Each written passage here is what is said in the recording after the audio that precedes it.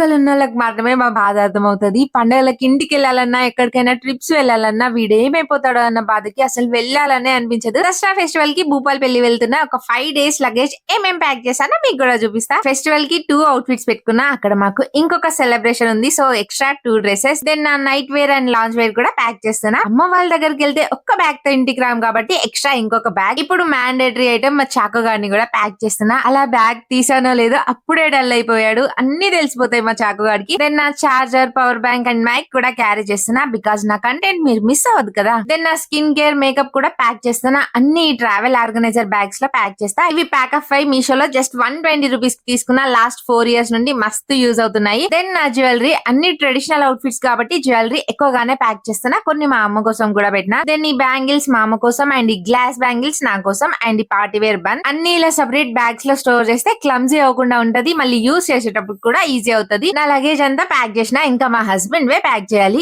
ఈ అబ్బాయిలకి ఏముంటాయి చెప్పండి, 4 జతల బట్టలు, 4 నైట్ డ్రెస్సులు తప్ప. నాది అర్ధ గంట ప్యాక్ చేస్తే మాకు ఇటుది జస్ట్ అలా సెకండ్ లో ప్యాక్ చేసేసిన. మీకు కూడా ఈ బ్యాగ్స్ లింక్స్ కావాలంటే ఈ క్యూఆర్ కోడ్ ని స్కాన్ చేయండి అండ్ కమ్యూనిటీలో కూడా లింక్స్ ఇస్తా. ఇంతకీ ఈ దసరా మీరు ఇంట్లో సెలబ్రేట్ చేసుకుంటున్నారా లేదా మీ అమ్మ వాళ్ళ ఇంటికి వెళ్తున్నారా?